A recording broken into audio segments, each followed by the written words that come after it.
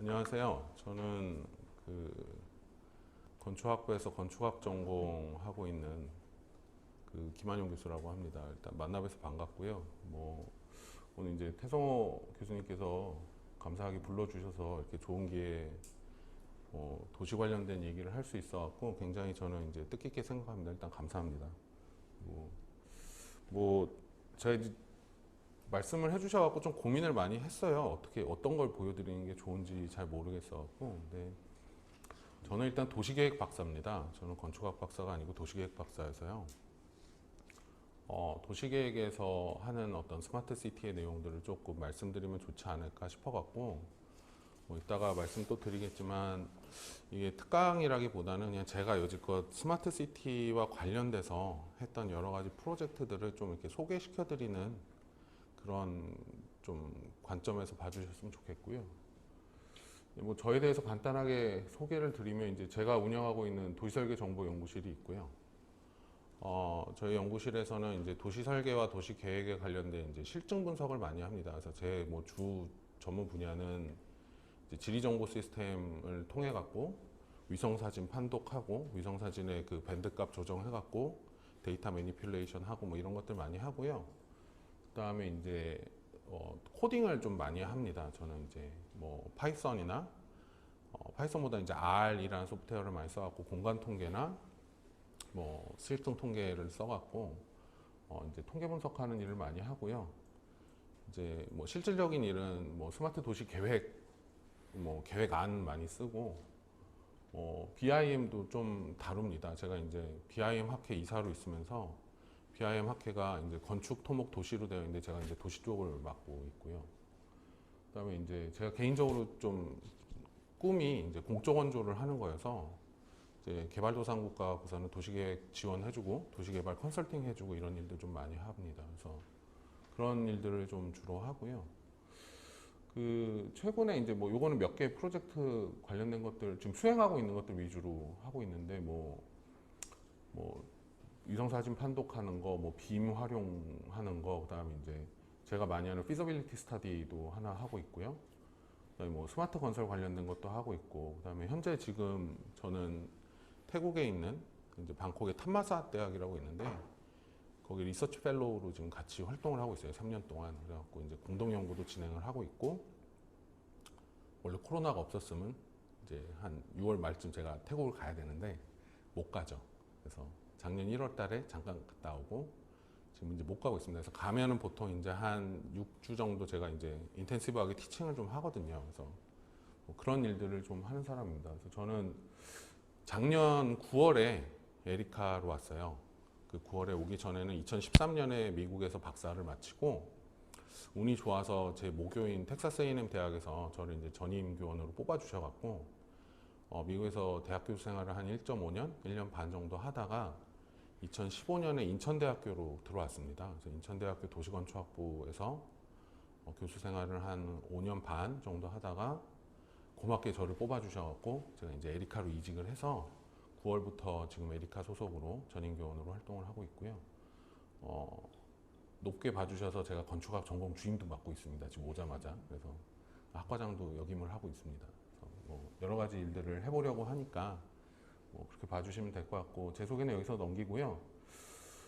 그래서 이제 제가 고민을 좀 해봤어요. 스마트 시티 사업단이시니까 스마트 시티를 어떻게 말씀을 드려야 되나라고 이제 고민을 하다가 두 가지로 이제 좀 나눠서 보기로 했습니다. 제가 이제 스마트 시티에 관련된 실질적인 지자체나 이제 정부 공사에서 내놓는 실질적인 연구 용역들이 있어요. 그래서 그거 수행한 것들 중에 가장 최근 거 한 두 가지를 좀 연구 용역을 말씀드리고, 그다음에 이제 스마트 시티랑 관계가 있는 이제 R&D 프로젝트들 제가 수행했던 것들을 이렇게 두 가지 갈래로 좀 설명을 드리려고 합니다. 그래서 이제 첫 번째는 스마트 시티 연구 용역 제가 수행했던 것들인데 이 두 가지는 공교롭게 하다 보니까 다 LH에서 주신 연구 용역이에요. 그래서 하나는 이제 2019년에 수행했던 용역인데 이제 LH 스마트 시티 조성 체계 확립을 위한 연구라고 해서 2018년, 19년도에 이제 LH가 스마트 시티를 접목을 하기 위해서 굉장히 많은 노력을 합니다. 근데 그 노력을 하는 과정에서 많은 부분이 사실 기술, 요소 기술 위주로 들어가요. 그래서 이제 스마트 교통이랄지, 스마트 횡단보도, 감응식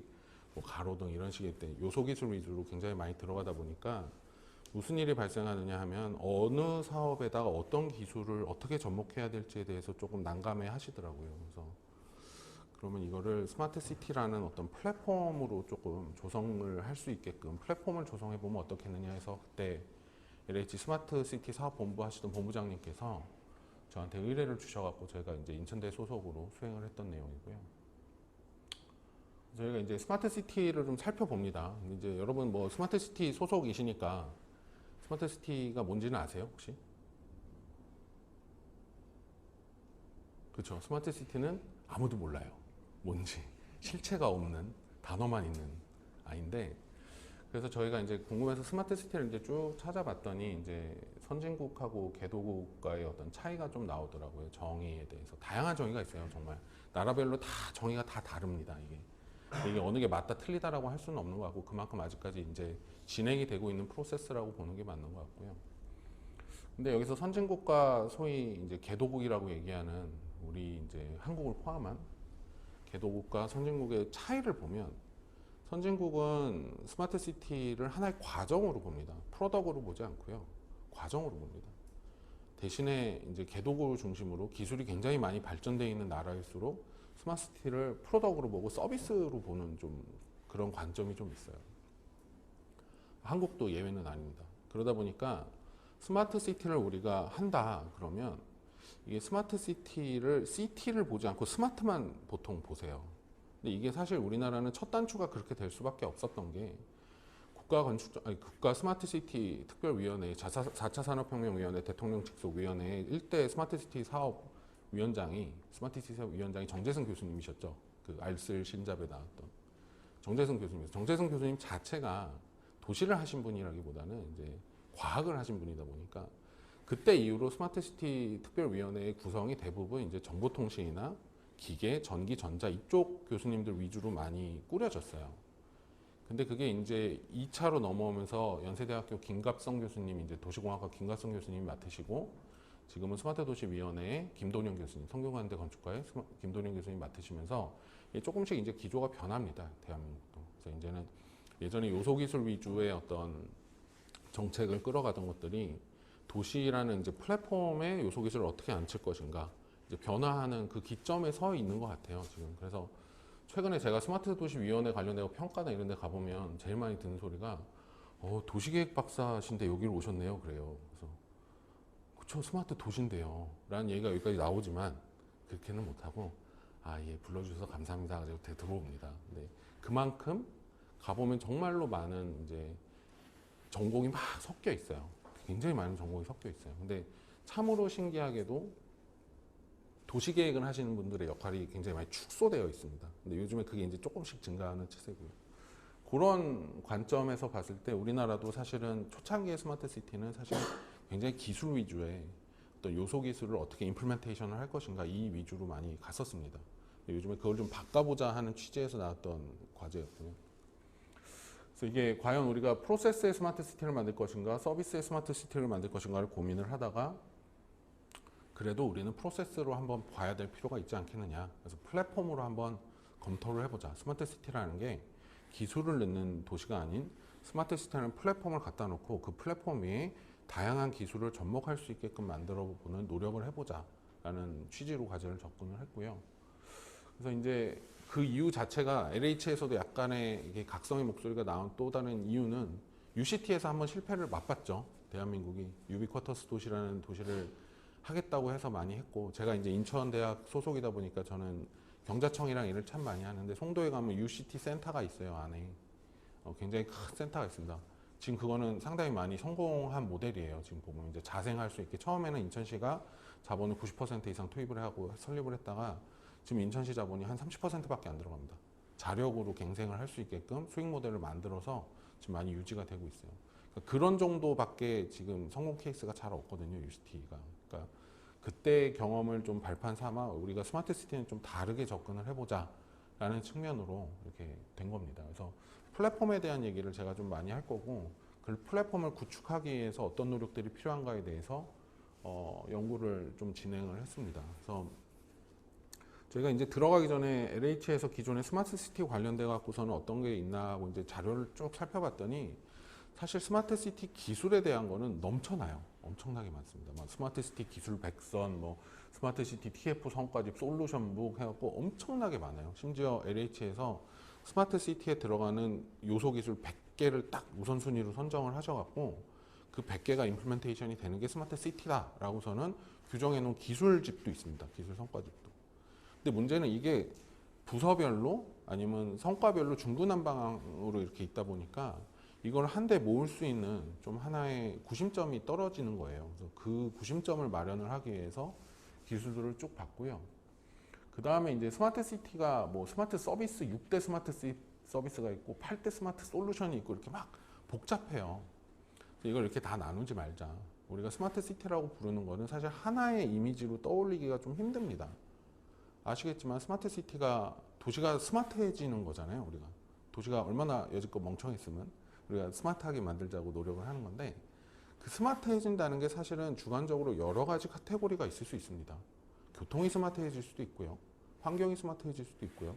경제가 스마트해질 수도 있고 여러 가지 카테고리가 있을 수 있는 거거든요.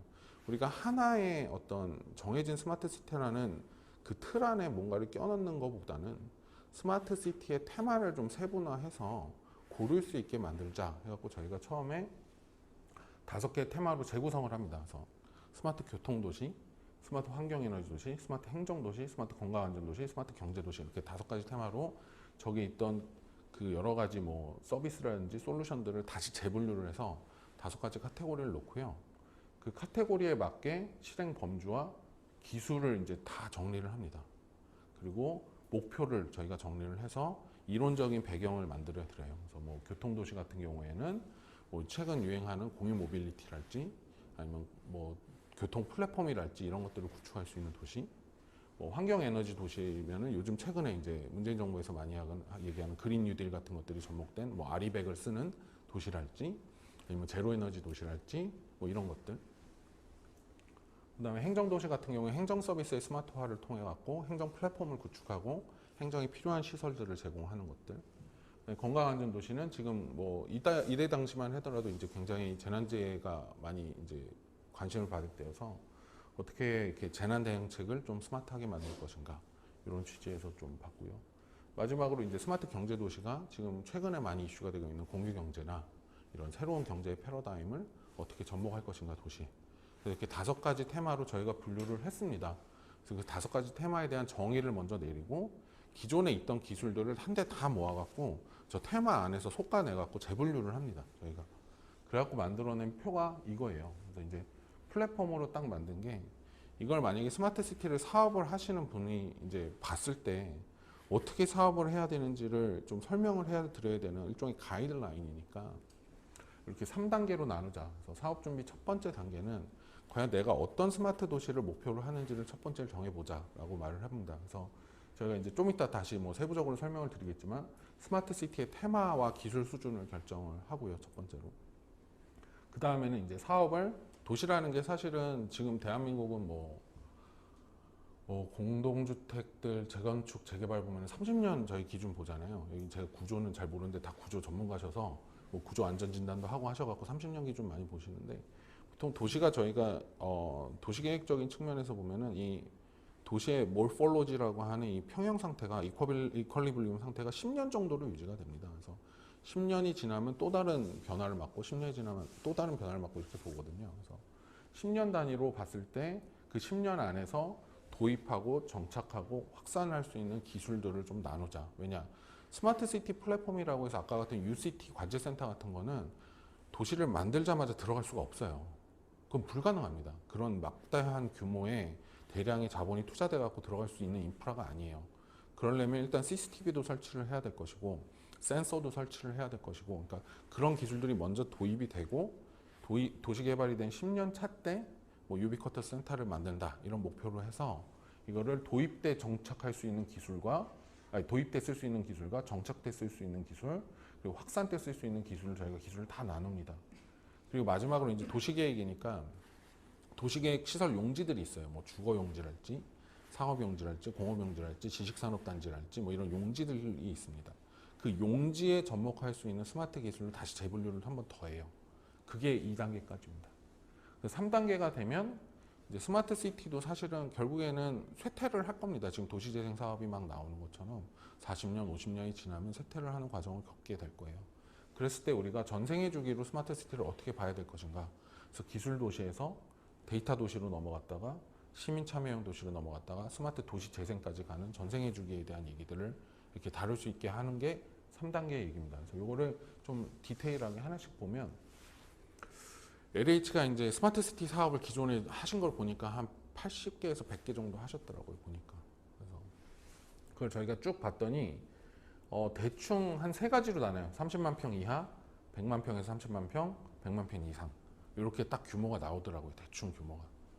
그래서 그 규모들로 보니까 30만 평 이하에서는 스마트 시티 기술을 적용하기가 불가능해요. 거의.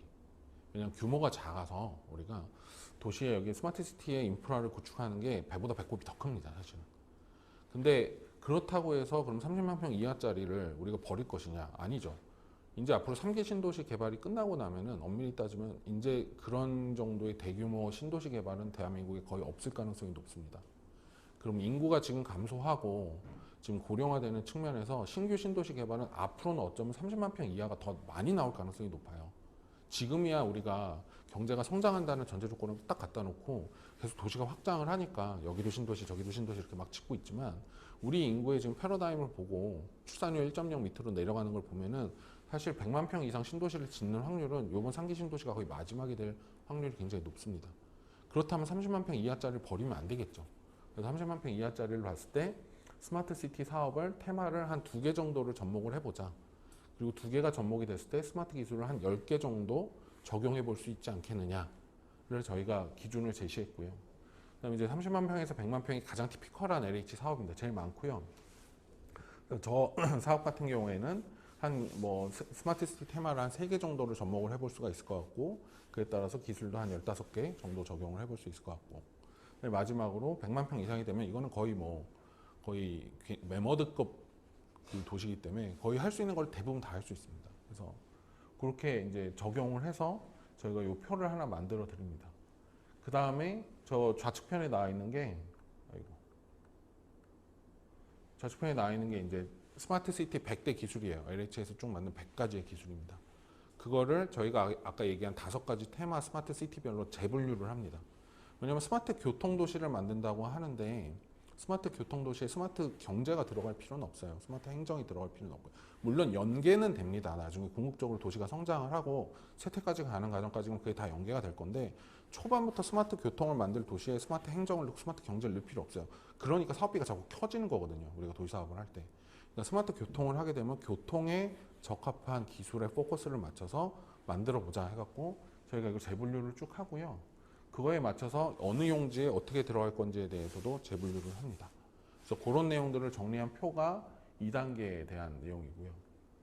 그래서 뭐 이제 예를 들어서 행정 분야에 들어가게 되면 뭐 플래카드, 가로수 관리, 야간 조명 관리 뭐 이런 것들이 있고 생활 편의시 토지 정보 조회란지 뭐 3차원 공간 정보랄지 와이파이 프리존이랄지 이런 기술들을 초반에 넣을 건지 중반에 넣을 건지 마지막에 넣을 건지를 저희가 이제 판단을 해갖고서는 이렇게 카테고라이징을 했고 그 다음에 이제 여기 보면 단독주택 용지, 공동주택 용지, 이제 용지별로 저 기술들이 어떻게 들어갈 수 있는지 크로스 체크를 할 수 있게끔 저희가 만들어 드립니다. 그래서 궁극적으로 2단계 때는 확장성을 검토를 하고 그 다음에 용지별로 검토를 해서 내가 사업을 시행을 하게 되면 이런 기술들을 도입할 때 어느 필지에다 쓸 수 있겠구나를 체크를 할 수 있게끔 체크리스트를 만들어 드린 거예요. 그리고 마지막으로는 사실 이제 스마트 시티도 이제 결국에는 도시가 40년, 50년이 되고 특히나 기술이 오리엔트된 시티는 쇠락의 체감도가 훨씬 클 겁니다. 왜냐하면 기술이라는 게 지금 보시면 아시겠지만 이거 우리가 지금 좋다라고 쓰는 지 몇 년 됐잖아요. 근데 요즘에는 테레비 창틀 사이로 들어가는 거 아시죠? LG에서 나온 거 이렇게 접혀지고 나오잖아요. 그러니까 그 기술의 속도가 인간이 못 쫓아가요, 행정이. 그렇다면 도시도 결국에는 기술을 우리가 위주로 이렇게 막 임플멘테이션해서 도시를 만들면 결국에 그 쇠락의 체감도는 결국에 예전의 도시의 쇠락 체감도보다 훨씬 크게 나올 거예요. 그게.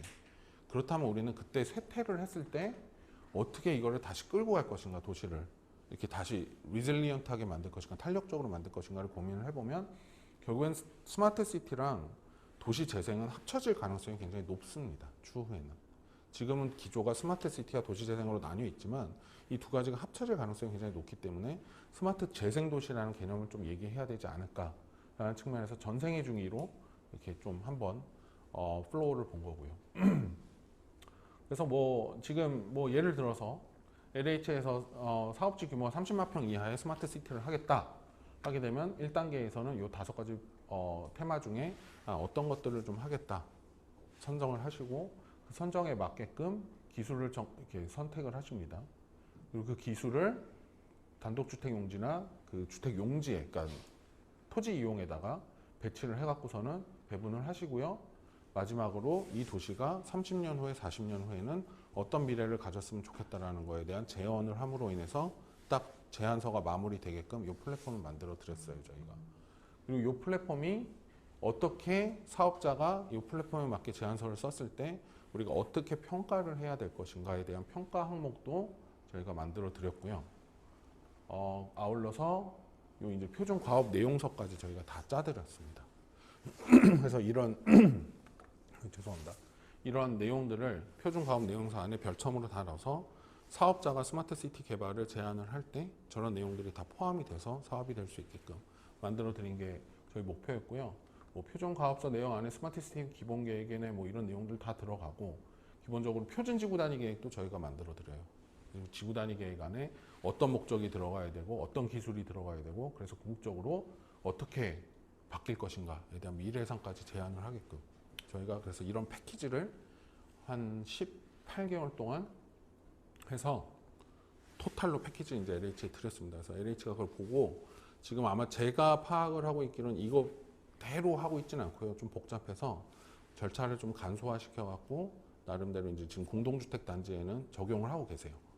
그래서 지금 실질적으로 LH가 스마트시티 사업을 하시는데 공동주택 단지를 시작으로 해갖고 적용을 하고 계십니다. 근데 보시면 아시겠지만 이게 LH에서 이렇게 한다고 해서 사실 우리나라가 다 바뀌진 않아요. 왜냐하면 LH는 LH 사업만 하고 부산 에코델타시티는 또 수자원공사 소속이거든요. 또 수자원공사는 또 자기 나름대로의 또 스마트시티를 할 거란 말이죠. 그러니까 그게 약간의 상충이 좀 있는데 이거를 지금 전반적으로 우리나라 도시 스마트 도시를 이룰 수 있는 플랫폼으로 적용을 해보고자 하는 어떤 노력에서 이 과제가 이제 진행이 됐고요. 나중에 보시면 아시겠지만 우리가 스마트 시티 기술에 대한 거는 스탠다다이제이션이 굉장히 잘 돼 있습니다. 지금 국제 표준화가 다 돼 있어요. 그래서 국제적으로 표준화해서 이 기술은 이 기술을 썼을 때 예를 들어서 뭐 통신 기술 무엇을 쓰면은 국제적 표준화가 거의 일치합니다. 그 표준화를 다 시켰어요, 우리나라가. 근데 도시에 대한 표준화가 아직 안 일어났습니다. 한국에서의 스마트 시티는. 그래서 그 부분에 대한 내용들을 지금 많이 노력을 하고 있는 중이고요. 그래서 두 번째는 이게 국내에 대한 내용이었다면 이제 이건 변창흠 장관님이 사장님 시절 때 이제 사장님이 딱 취임하시고 작년에 이제 야 국내 스마트 시티는 어느 정도 자리 잡았으니까 이걸 좀 K 스마트 시티로 우리 수출을 좀 해보자. 한국의 수출 항목으로 좀 써보자 해서 수출화 전략을 좀 마련해 보자 해갖고서는 과제가 이제 의뢰가 들어왔고 그걸 제가 이제 속해 있는 스마트 도시 건축학회랑 국토도시계획학회랑 제일엔지니어링 3개사가 이제 참여를 해서 과제를 수행을 했고 이거는 지난달에 끝났어요. 지지난달에 끝났어요. 3월달에 끝났습니다. 3월달에 끝나서 3월달에 이제 LH 가서 저희가 최종 발표를 다 했고요. 이게 녹음이 돼서 제가 뭐 민감한 얘기는 더 못하겠는데 어떻게 될지 잘 모르겠습니다. 지금 정치적인 이유가 있어서 LH 사장님이 지금 안 계시고 전임 사장님 이걸 주도하시는 전임 사장님도 지금 형편이 영 좋지 않으셔서 어떻게 될지 모르겠어요. 그래서 지금 LH 내부에서도 원래 이게 되게 변 사장님 계실 때는 되게 이제 전사적인 차원에서 하자 하고 나온 건데 이제 용두였는데 이제 사2가 돼버렸죠. 지금 현재는.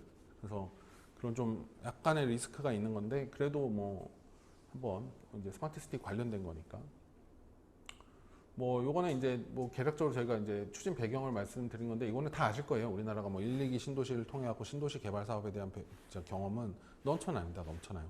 1, 2기 신도시가 잘 됐냐 못 됐냐는 별도의 얘기지만 1, 2기 신도시를 하면서 우리가 도시개발 사업에 대한 능력은 굉장히 탁월합니다. 왜냐하면 영국 같은 경우만 보더라도 저기 신도시 사업을 할 때 1980년대, 70년대 초반에 하고 밀턴 케인스 같은 거 아직까지 하고 있거든요. 근데 그때 영국도 30몇 개 신도시 사업하고 접었어요. 2000년대 이후까지 신도시 사업 패러다임을 끌고 온 나라가 대한민국밖에 없습니다. 잘. 그래서 대한민국은 1, 2기 신도시를 엄청나게 개발을 하면서 그 노하우가 많이 쌓였습니다. 그래서 이 노하우를 스마트 시티라는 것과 접목을 해서 어떻게 해서 수출 상품으로 만들 것인가에 대한 고민을 하는 게 이제 이 과제의 본질이고요. 이때 당시에 이제 약간 정치적인 그 아젠다가 이 신남방이라고 해서 아시안이 아닌 아세안 스마트 시티 네트워크가 결성이 됐습니다. 그래서 아세안 국가들의 도시 연합이 만들어져서 뭐 우리가 흔히 아는 뭐 방콕, 뭐 하노이, 뭐 호치민, 뭐 자카르타 이런 아세안의 유수의 도시들이 모여갖고 자기네들 도시의 스마트 시티를 우리가 넣겠다라고 하는 이렇게 도시의 모임이 그때 이루어져요. ASCN이라고 해서 아세안 스마트 시티 네트워크가 이루어지면서 문재인 정부 초창기 때 신남방 정책이 ASCN하고 맞물려서 갑니다. 문재인 대통령 초창기 때 우리가 신북방, 신남방 할 때 신남방의 핵심은 ASCN이에요. 그래서 그 신남방 정책위원회가 만들어지고 신남방 정책위원회에서 아세안 스마트 시티 네트워크를 하기 위해서 그때 스마트 시티 엑스포를 할 때 이분들을 거의 다 초청을 해갖고 특별 세션을 만들어서 할 만큼 문재인 정부에서 굉장히 관심을 갖고 그 당시에 추진하던 전략입니다. 그래서 이게 이제 정치적인 기조와 어떤 그 드라이브와 우리네 어떤 도시적인 노하우가 접목이 돼갖고 수출화를 시켜보자 해서 나온 과제이고요. 그래서 뭐 이거는 뭐 기존의 해외 도시 개발 사업은 저희가 보면은 보통 이제 설계를 하고 조달을 하고 시공하고 빠져나와요. 보통 우리의 LH에서 여지껏 주도했던 해외 도시개발 사업들을 보면 우리가 기본 계획 세워주고 실시 계획 세우고 시공하고 그러니까 프로큐어먼트 하고 시공하고 딱 빠져나와서 끝냅니다. 우리가 손을 떼요. 근데 이제 스마트 시티라는 게 우리가 만약에 들어가게 되면 유지 관리 운영을 얘기를 안 할 수가 없어요. 왜냐하면 대부분의 아세안에 있는 도시들의 문제는 뭐 ADB도 그렇고 월드뱅크도 그렇고 IMF도 그렇고 UN도 그렇고 대부분의 사업이 종료가 되는 시점에서 손을 떼요. 그러면 그 손을 떼는 순간 어떤 일이 벌어지냐? 사업이 원래 그러니까 의도된 대로 종속되지가 못합니다. 대부분의 개도국들이 그런 캐퍼시티가 안 돼요. 그런 어떤 자본이나 인적 자원들이 유지가 안 됩니다. 그게 굉장히 이제 개도국이 갖고 있는 딜레마거든요. 그래서 아무리 자본을 쏟아부어서 스마트 시티를 구축한다 하더라도 이 친구들이 이걸 유지를 하기 위해서는 그에 따른 어떤 유지 관리 계획이 포함이 돼야 되는데 대부분의 공적 원조의 프로그램들이 자본을 쏟아붓고 건설 시공 끝 하면 딱 나와서 사업을 띄워버려요. 그래서 거기에서 굉장히 많은 이제 문제들이 발생을 하거든요. 그래서 이 문제를 해결하고자 우리는 그러면 스마트 시티라는 테마를 넣어서 유지 관리 운영까지 할 수 있는 노하우도 전수해주고 그 자국 내 이제 스타트업도 인큐베이팅을 해주고 이런 노력을 좀 해보자라고 해서 저희가 이제 비즈니스 모델을 접근을 하기 시작합니다.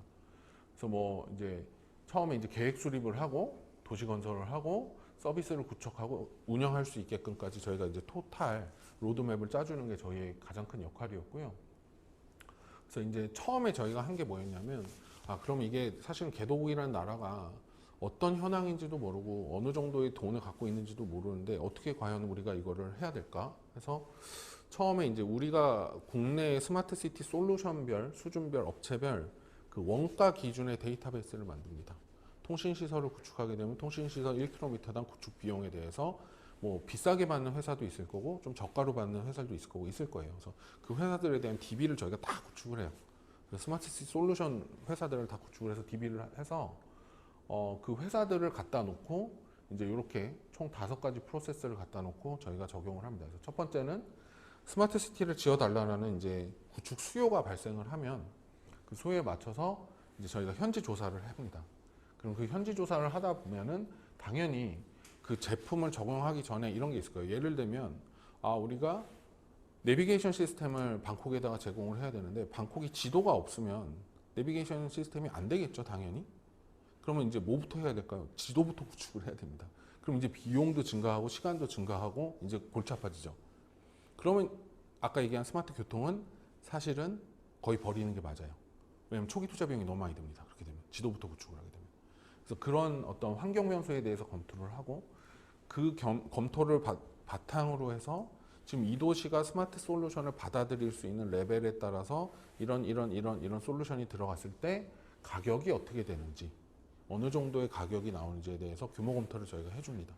그게 끝나면 아까 얘기했다시피 유지, 보수, 운영에 대한 검토도 저희가 동일하게 들어가고, 그게 마지막으로 토탈 가격으로 어느 정도의 가격과 어느 정도의 솔루션과 어느 정도의 수준으로 니는 스마트 시티가 구축이 될 거야 라고 저희가 얘기해주는, 저희는 그걸 메뉴판이라고 불렀어요. 스마트 시티 메뉴판이라는 걸 만들어서 저희가 제공해주는 그런 프로세스를 했었고, 뭐 실제 예를 들면 이제 수요국의 정보를 보게 되면 국가 신용도도 있을 거고, 국가 신용도를 보는 이유는 국가 신용도를 봤을 때 어느 정도의 차관이 들어올 수 있는지. 우리나라도 차관이 많습니다. 뭐 우리나라 이제 코이카라는 기관이 국가 예산의 몇 프로더라? 굉장히 작은 비용을 공적원조 비용으로 할당을 해놓거든요, 항상.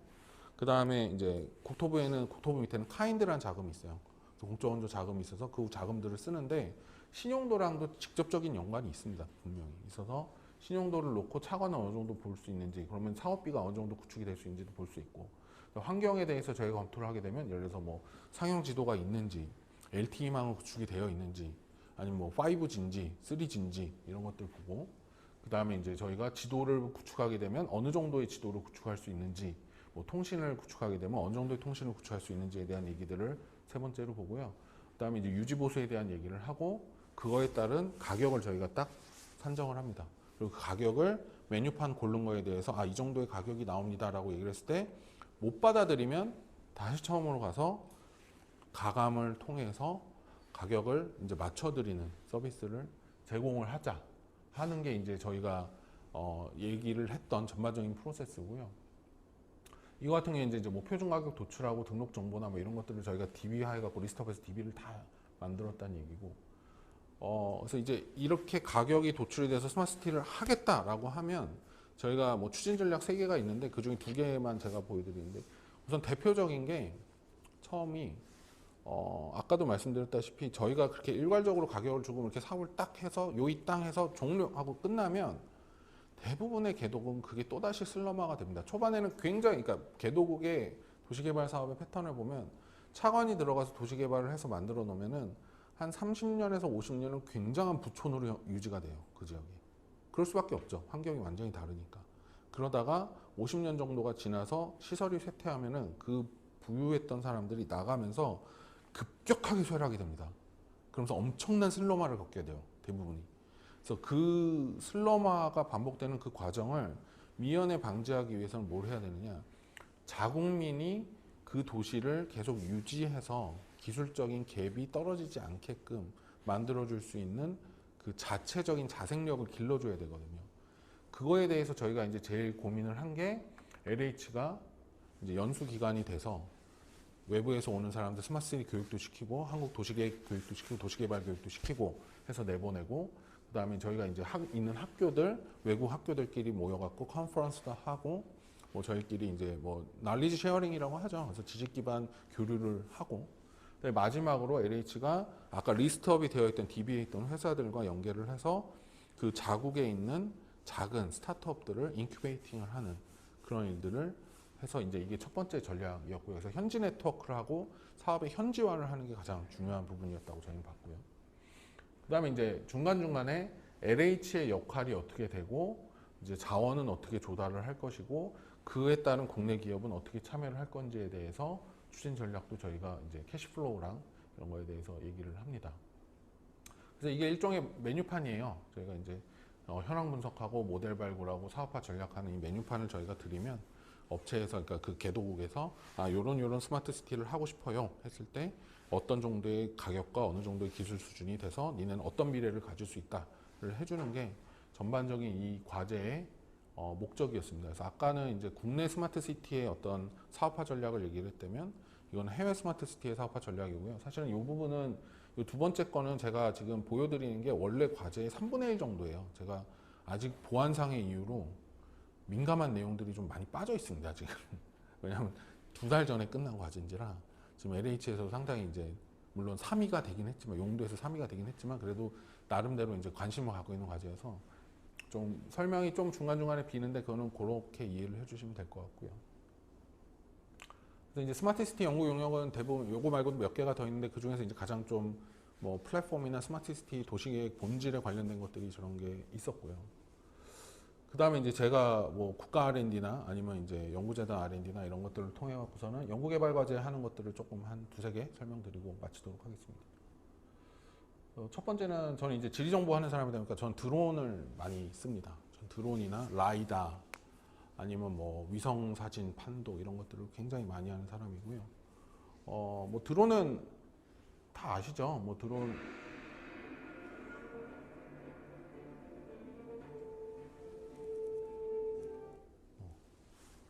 이게 원래 같이 다 돌아가야 되는데 안 돌아가네요. 뭐 드론은 쓸모가 되게 많습니다. 쓸모가 되게 많고요. 뭐 드론 레이싱 하는 거 아세요? 보셨어요 혹시?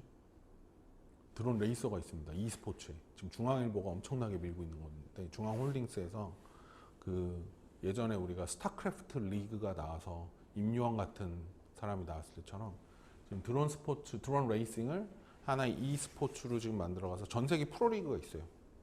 그래서 얘네는 이제 드론을 우리가 이렇게 보면서 날리는 이게 아니고 이 FPV라고 해서 First Person View, Front Person View라 그래서 고글을 끼면 이 드론 앞에 있는 카메라 뷰가 내 눈에 나타납니다. 그래서 그 뷰를 보고 레이싱을 하는 사업이에요. 대단한 e스포츠 사업으로 지금 성장을 하고 있습니다. 근데 저는 이 많은 것들 중에 얘를 많이 해요. 에어리얼 매핑이나 이제 3D 스캐닝 같은 것들을 좀 많이 합니다. 그래서 뭐 드론 사업은 이렇게 성장을 한다는 거는 뭐 말씀 안 드려도 잘 아실 것 같고요. 뭐 쓰이는 이거 뭐 용도는 이렇게 많습니다. 이게 지금 영어로 된 게 제가 이거 어디 외국 나가서 발표했던 거라 영어로 돼 있는데 영어 한글 섞여 있는데 제가 설명은 한국말로 하니까 이해 좀 해주세요. 그래서 이제 드론을 우리가 스마트 시티라는 컨텍스트에서 봤을 때는 크게 두 가지로 볼 수가 있어요. 하나는 제가 이제 많이 쓰고 있는 데이터 제너레이션이나 데이터 유틸라이제이션의 관점이 하나가 있고요. 또 다른 하나는 최근에 얼마 전에 CES 가고 그 정 회장님, 현대자동차 정 회장님께서 부알라 하고서는 한 UAM, 어반 에어 모빌리티가 있죠.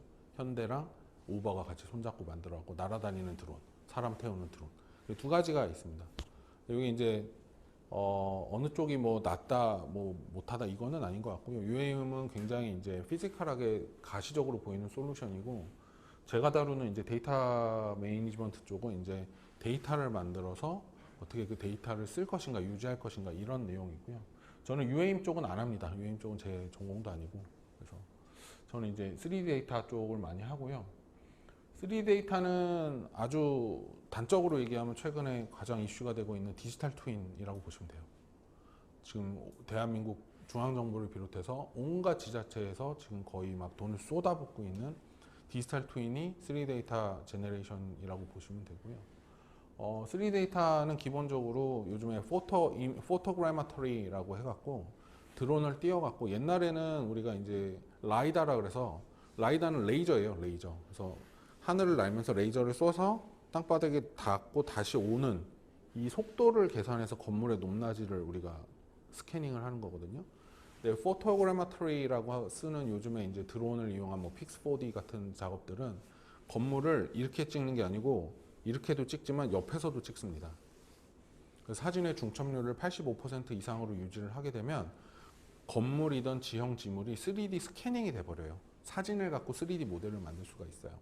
그래서 그 3D 모델을 만들면 물론 그게 이제 인벨롭만 있는 서피스 모델이긴 하지만 그 트라이앵귤러 TIN으로 만들어진 인벨롭만 있긴 하지만 얘랑 BIM이 연동이 됩니다. 우리가 흔히 얘기하는 GIS나 레빗이랑 연동이 되기 때문에 얘를 솔리드 모델로 만들어서 뭐 예를 들어서 제가 지금 하고 있는 스마트 건설 측량 관련된 거는 터파기 되메우기 산정이 밀리미터 단위로까지 측정이 돼요. 지금 오차가 실질적으로. 그 다음에 광파기로 측량하신 거랑 센티미터 단위밖에 차이가 안 납니다. 거의 오차가. 지금 그런 정도의 이제 컨텍스트에서 진행이 되고 있고요. 이 과제 같은 경우는 이제 인천시랑 같이 해갖고 드론을 써서 인천시 전체 그 디지털 트윈을 만드는 과제였어요. 그래서 뭐 그 디지털 트윈의 아주 대표적인 얘는 뭐 아시죠? 이거 어떻게 내리죠? 얘를 어떻게? 됐다. 뭐 디지털 트윈의 아주 대표적인 얘기는 이제 버추어 싱가포르 있죠. 다소 시스템에서 이제 전반적으로 다 제공을 해서 도시를 똑같이 구현을 해갖고 싱가포르 전체를 똑같이 구현을 해갖고 싱가포르에 대한 각종 이제 정보를 담아내기 시작합니다.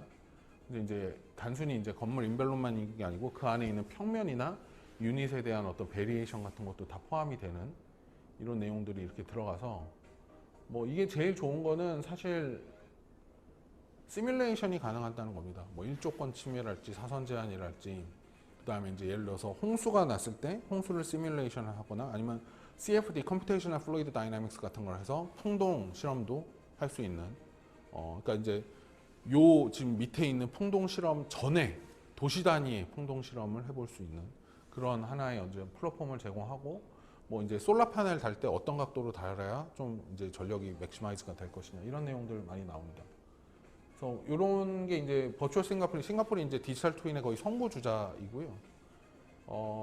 우리나라에서도 이제 인천시를 중심으로 해서 이제 뭐 중앙정부를 중심으로 해서 많이 하지만 제가 참여했던 프로젝트는 인천시고요. 이제 인천은 넓다 보니까 강화까지 포함되다 보니까 드론으로는 찍기가 불가능해서 이제 헬기를 띄워서 라이다를 이용해갖고 도시를 전체를 다 스캐닝을 했어요. 전체를 다. 그래서 스캐닝을 한 다음에 이렇게 인벨론 모델을 만들어 왔고요. 그러니까 인벨론 모델이라는 게 이제 서피스만 있는 모델이고요. 이거를 솔리드 모델로 전환을 합니다. 그래서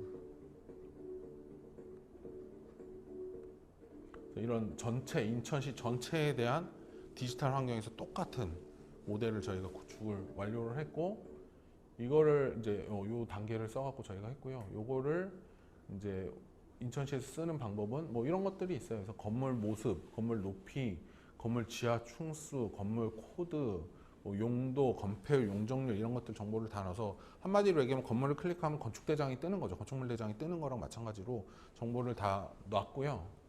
뭐 얘가 쓰게 되면 뭐 여러 가지 쓸 수 있습니다.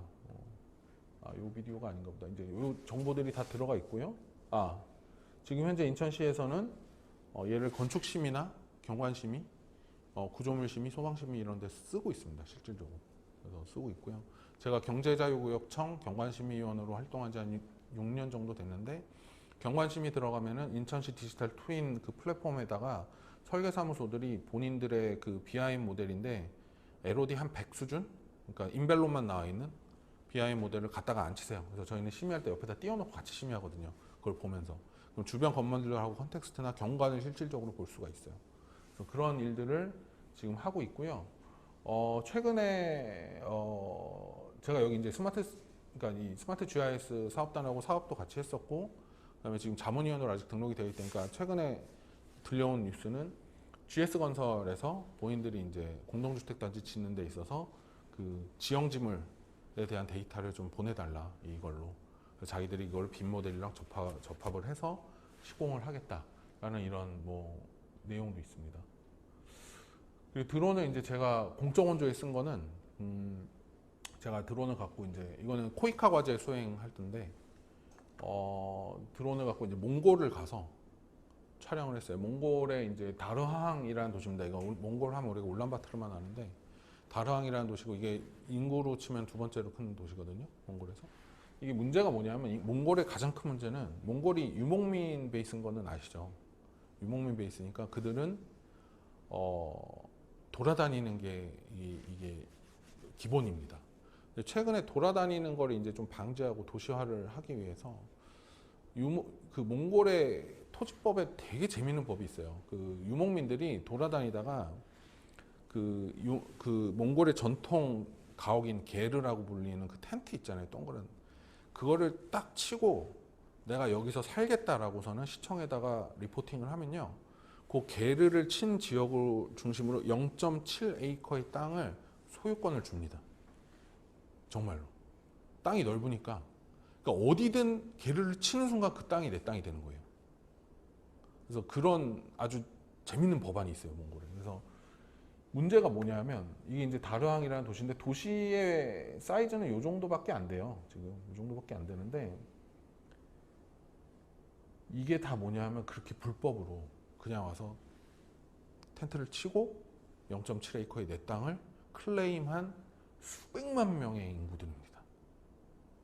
그러니까 땅에다가 그냥 텐트를 치고 사니까 뭐가 없겠어요? 다 없어요. 상하수도, 오폐수 다 없습니다. 그러니까 사회 기반 시설이라고 하는 게 아무것도 없어요. 그러니까 가보면 0.7에이커를 딱 차고 요게 0.7에이커거든요. 요 바운더리가 요 0.7에이커에 무슨 일이냐? 물을 구해야 되니까 땅을 파서 지하수를 이제 끌어서 먹어요. 근데 대소변은 어디다 볼까요? 그 옆에 땅에 파고 대소변을 봅니다. 그리고 몽골은 겨울에 가보시면요, 영하 40도에서 50도까지 내려가거든요. 그러니까 너무 추워요. 근데 저 게르라는 게 양피 두껍게 만든 건지라 안 추울 수가 없어요. 그러니까 그 안에 이제 빼치카를 두고 엄청나게 이제 난방을 하는데, 이분들이 그렇게 삶이 넉넉하신 분들이 아니니까 온갖 걸 다 태워요. 폐타이어, 쓰레기 다 태웁니다. 한겨울이 되면. 그러니까 스모그가 이렇게 비행기에서 내려서 보면 이렇게 있어요. 스모그가 실질적으로 그 위에. 그러니까 이제 코이카나 이제 이쪽에서 몽골에서 의뢰를 한 게 저 스모그를 좀 없애달라.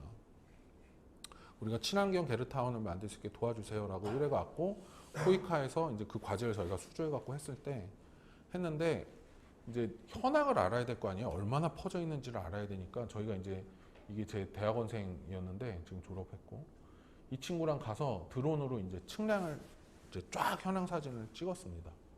3박 4일을 찍었는데 요거 2개 찍었어요. 이게 너무 넓어갖고, 왜냐면 배터리가 드론은 보통 한 30분 갑니다. 30분 날리고 내려와서 배터리 바꾸고 또 30분 날리고 해야 되거든요. 제가 배터리를 한 20개쯤 가져갔어요. 그 무거운 거를. 와, 근데 감당이 안 돼요. 이게 너무 넓어갖고 정말 3박 4일 내내 충전 계속하고 했는데도 요거 2개도 거의 다 못 찍었어요. 그런 정도로 지금 넓혀져 있어서 그래서 이 과제는 요 이제 현황을 저희가 분석을 해서 전반적으로 이런 상태다. 얘네가 이제 굉장히 심각하다. 그래서 이런 이제 재현을 한 보고서로 마무리를 해서 끝내. 리드를 이제 도시적 관점에서 해석한 연구예요. 이거는 그때 미국에서 연구비를 받아갖고 미국에서 대학 교수할 때 수행했던 건데, 이제 뭐 열섬화 현상은 다 아시죠? 열섬화 어반 히트 아일랜드 현상은 다 압니다. 이제 우리가 땅을 볼 때, 도시화가 되는 땅을 볼 때 투과성 표면이 있고 불투과성 표면이 있어요. 그죠? 투과성 표면은 우리가 일반적으로 밟은 잔디나 뭐 이런 내추럴한 리소스가 투과성 표면이고, 우리가 이제 그 위에 아스팔트 포장을 하고 콘크리트 포장을 하기 시작하면 이게 불투과성이 됩니다. 불투과성 표면의 가장 큰 문제는 지열이 갖고 있는 열이 배출이 안 됩니다. 그러니까 여름에 이제 한여름에 힛이 쏟아져 갖고서는 이제 온도가 막 올라가면 지열이 올라가잖아요. 근데 불투과성 표면이 많은 도시화가 많이 된 곳은 지열이 머금고 있는 그 열이 투과를 못하니까 그 안에서 이제 계속 있는 거예요. 그러다 보니까 불투과성 표면이 많은 도심 지역을 가게 되면은 더 더워요. 우리가 열대화 현상이라고 불리는 현상이 대부분 그런 데서 나타나는 건데, 그러다 보니까 우리가 흔히 얘기하는 다운타운 지역을 갈수록 힛이 더 높아지는 그런 경우를 볼 수 있습니다. 근데 이게 악순환인 게 힛이 높아지잖아요. 사람이 많은데 힛이 높아지면 우리가 뭘 하겠습니까? 더우면 에어컨을 켜겠죠. 그럼 에어컨은 열이 더 발산되죠. 이게 악순환의 사이클이거든요. 도시 열섬화 현상이라는 게. 그래서 그 열섬화 현상을 해결하기 위해서 뭐 다양한 이제 것들이 있는데, 그 중에 이제 저희가 이제 던졌던 의문은 이거죠. 미국에서 이제 친환경 건축물 인증 제도로 리드라는 게 있습니다. 들어보셨을 거라고 생각을 하는데, 리드가 만약에 친환경 건축물을 대표하는 어떤 아이콘이라면, 리드 인증을 받은 건물이 이렇게 한 곳에 쫙 몰려 있으면 더 친환경적이 될까?가 이 질문의 핵심이었어요.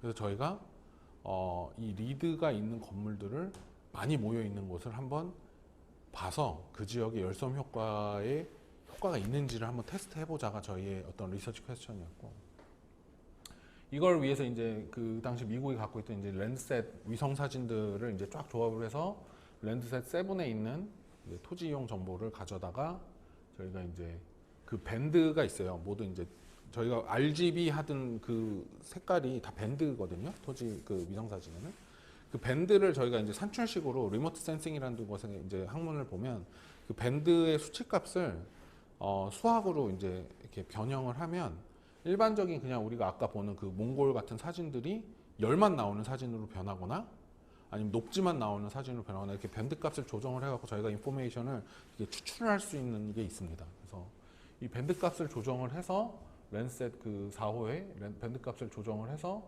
저희가 이제 열 표면 온도를 구하죠. 그래서 이게 이제 어스틴이라는 텍사스에 있는 도시의 2000년부터 2008년간의 평균 지표면 온도 변화입니다. 빨간색이 많을수록 높아졌다는 얘기거든요. 지금 보시면 아시겠지만 제일 높았던 게 97.2도, 이거 화씨니까 97.2도였던 게 99.2도로 한 8년 사이에 평균 2도 정도가 상승이 된 것들을 볼 수 있고요. 그래서 그렇게 이제 힛이 많이 올라간다라는 걸 한번 저희가 봤고, 이게 이제 2008년도에 토지 형질, 그러니까 우리가 토지 이용과 저 지표면 온도가의 관계를 이제 리니어 리그레션으로 회귀 분석을 통해 갖고 분석을 해 갖고, 보면 교통시설일수록 온도가 많이 올라가고 공원 지역일수록 온도가 내려가는 것들을 저희가 확인을 합니다. 그리고 그 다음에 이제 리드로 넘어가서, 자 그러면 이제 전미에 리드가 몇 개 있나 봤을 때 2019년 기준으로 리드가 한 5만 개 정도 있습니다. 리드 인증을 받은 건축물이 전미에 한 5만 개 정도 있어요. 저희가 그거를 한꺼번에 데이터를 다 5만 개를 다운을 받아 갖고서는 코딩을 합니다. 지오 코딩이라 그래서 위치를 다 마킹을 해요. 지도상에. 이게 지금 지도상에 다 마킹이 된 5만 개의 리드 건축물이고요. 리드가 제일 많이 인증받은 건물이 제일 많이 있는 주가 캘리포니아랑 텍사스랑 플로리다 3개 주입니다. 그리고 그거를 도시 단위로 내려오게 되면은, 아이고 이게 뭐 한 장이 빠졌네요. 근데 이 캘리포니아 중에서도 LA 지역이 리드 인증받은 건물이 제일 많이 모여 있는 도시예요. 그래서 저희가 LA를 선택을 합니다. 그래서 LA에 있는 그 지오 코딩이 된 건축물들과 지표면과의 이제 상관관계 분석을 해서 이제 일반적인 실증 통계를 돌리고, 저희가 이제 공간 통계까지 돌리게 됩니다. 그래서 이렇게 두 가지 과정을 거쳐서 저희가 알아봤더니, 신기하게도 리드 인증을 획득한 건축물이 많은 곳은 주변 온도가 한 0.3도 정도 낮아지는 결과를 볼 수가 있었어요. 실질적으로. 그리고 저희가 리드가 급이 있거든요. 서티파이드가 있고, 뭐 실버가 있고, 골드가 있고, 플래티넘이 있고, 네 가지 단계가 있는데 그 단계별로 차이가 날까? 그래서 두 가지 묶습니다. 그래서 골드하고 플래티넘을 가진 곳, 그러니까 그 건물이 많은 곳은 더 내려갈까 봤더니 실질적으로 0.5도 정도 내려가요. 그러니까 아까 0.35도보다 더 내려가죠. 골드랑 플래티넘을 하게 되면. 그래서 저희는 이거 USGBC라고 그래서 리드를 관할하는 그 기관에서 연구비를 받아갖고 수행을 한 건데, 처음에는 이걸 부정할 생각이었어요. 저희는 상관이 없다, 니네가 하는 게.